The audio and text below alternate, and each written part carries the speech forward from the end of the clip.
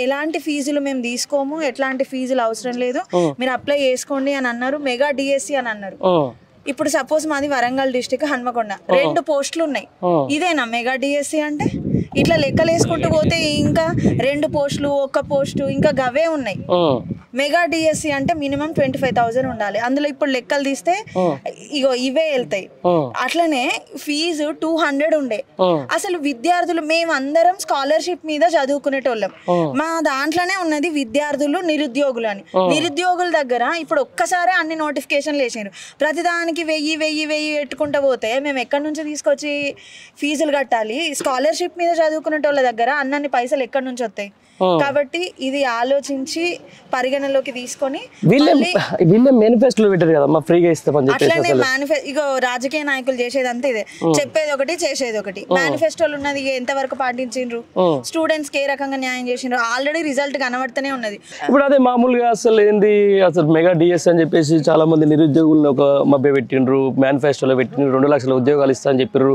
ఇంతవరకు job calendar లేదు. Job calendar వాళ్ళు చెప్పిన దాని ప్రకారం ఒక నోటిఫికేషన్ లేవు. దాంతో పాటుగా ఇప్పుడు మొత్తం ఒక్కసారి అన్ని ఇప్పుడు జూన్ లో ఎగ్జామ్స్, జూలైలో ఎగ్జామ్. ఇప్పుడు జూన్ లో గ్రూప్ 1 ఉంది, హాస్టల్ వెల్ఫేర్ ఆఫీసర్ ఉన్నది, మళ్ళీ జూలైలో డిఎస్సి ఉంది, ఆగస్ట్ లో గ్రూప్ 2 ఉంది, మళ్ళీ తర్వాత ఒక 2 నెలల గ్యాప్ లో మళ్ళీ గ్రూప్ 3 ఉంది.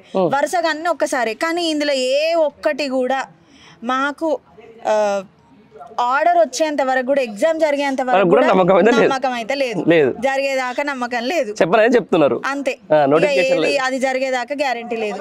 జరిగినాక అప్పుడు తెలుస్తుంది. అదే అంటారు కదా. అయితే మేము ఇచ్చిన ఫీజులతోటి ఒక్కొక్క దానికి ఒక 5 లక్షలు అప్లై చేస్తారు. మనిషికి 1000 వేసుకుంటే 1000 ఇంటూ 5 లక్షలు. మాకు ఉద్యోగాలు వస్తాయో జీతాలు వస్తాయో తెలియదు, కానీ మా పైసలతోటి మీరైతే మంచిగా జీవితాంతం కూర్చొని తినొచ్చు. అంతే, జీవితాంతం కూర్చొని తినొచ్చు. మీకైతే రిటైర్మెంట్ తర్వాత వచ్చే డబ్బులన్నీ మేము ముందే బోనస్ కి ఇచ్చేస్తాను. పండా వేసుకోండి మీరైతే. అంతే, ఫైనల్లీ ప్రచారానికి కూడా మంచిగా ఉపయోగపడతాయి. అంతే. ఇప్పుడు ఎలక్షన్లకు మరి ఎట్లా ఉంది? ఇట్నే చేసుకుంటూ పోతే మరి పార్లమెంట్ ఎలక్షన్లు వస్తున్నాయి, జనాలు యాక్సెప్ట్ చేస్తారా? మా ఏజ్ అయిపోతుంది, మీరు మాత్రం మంచిగా అట్లనే పోండి. అంతే. ఇక ఎంతవరకు ఉంటది అంటే ఇదే అంటున్నా, వాళ్ళు చెప్పిన దానికి అసలు చేసేదానికి ఎలాంటి పొంతన ఉంటలేదు అంటున్నా. అందుకోసమే ఇప్పుడు మెయిన్ ఎజెండా, మన టాపిక్ ఏంటంటే ఫీజులు తగ్గించాలి. మీరు లేవు అని అన్నారు, ఇక అది మీకే తెలవాలి అన్నారు. కానీ మినిమం 200 ఓకే. ఆ 200 ఉన్న ఆల్రెడీ 400 ఉన్న దాన్ని 1000 చేసిండు. అయ్యేదాకా గ్యారెంటీ. ఇది మొత్తానికి చెప్పండి బ్రదర్, మీరేమంటారు? నా పేరు విజయ్, సూర్యాపేట డిస్ట్రిక్ట్. మాది నేను టెట్ విద్యార్థిని. ఓకే. అయితే ఇంతకుముందు 200 ఉన్న ఫీజుని ఇప్పుడు 1000 రూపాయలు చేయటం కరెక్ట్ కాదు. అది కాంగ్రెస్ గవర్నమెంట్. నేను అనేది ఏంటంటే ఓట్లప్పుడు ఒక తీరుగా, ఓట్లు పడ్డం ఒక తీరుగా ఇట్లా చెప్పడం కరెక్ట్ కాదు. ఎంతో మంది పేద విద్యార్థులు ఫీజులు కట్టలేక చాలా ఇబ్బందులు ఎదుర్కొంటారు.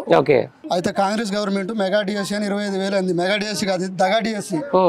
అదే 11,000 పోస్టులు వేయడం కూడా కరెక్ట్ కాదు. ఈ టెట్ ఫీజులు కట్టలేక చాలా మంది అనేక ఇబ్బందులు ఎదుర్కొంటారు. ఇట్నే తక్షణమే వీళ్ళు ఇట్నే చేస్తే రేపు పార్లమెంట్ ఎలక్షన్లో డిఎస్సి హాస్పిటల్స్ కానీ నిరుద్యోగులు కానీ తగిన బుద్ధి చెప్తారని ఇప్పటికే చెప్పాలి కదా. నిరుద్యోగులకు సంబంధించి ఏదైతే మిమ్మల్ని రెచ్చగొట్టిండ్రు, మీరు ధర్నాలు చేసిండ్రు, ప్రభుత్వం వ్యతిరేకంగా పోయి ప్రచారాలు చేసిండ్రు, ఆ తర్వాత గవర్నమెంట్ వచ్చింది. వచ్చిన గవర్నమెంట్కి సంబంధించిన దాంట్లో కరెక్ట్ ఈ రోజు నిరుద్యోగుల ఏదైతే ఆశలు కానీ లేకపోతే వాళ్ళ ఆశయాలు ఫుల్ఫిల్ చేస్తున్నారు అనుకుంటున్నారా మీరు? లేదు, అసలు నిరుద్యోగుల ఆశలు చేయరు, ఏం చేయరు. ఏదో 6 గ్యారెంటీలు ఉన్నాయి కానీ 6 గ్యారెంటీ ఏం లేదు, ఓన్లీ మాటలకే పరిమితం. అది ఓ దిక్కు 46 వాళ్ళు ధర్నాలు చేస్తా ఉన్నారు, ఇంకో దిక్కు పీఈటీకి సంబంధించిన వాళ్ళు ధర్నాలు చేస్తా ఉన్నారు. అసలు ఏం జరుగుతుంది ఇక్కడ రాష్ట్రంలో? కానిస్టేబుల్ లో 46 అనేది ఇంతకుముందు లేదు. వీళ్ళు 46 అనేది పెట్టి చాలా మంది వాళ్ళు కానిస్టేబుల్ వాళ్ళు కూడా నష్టపోయారు.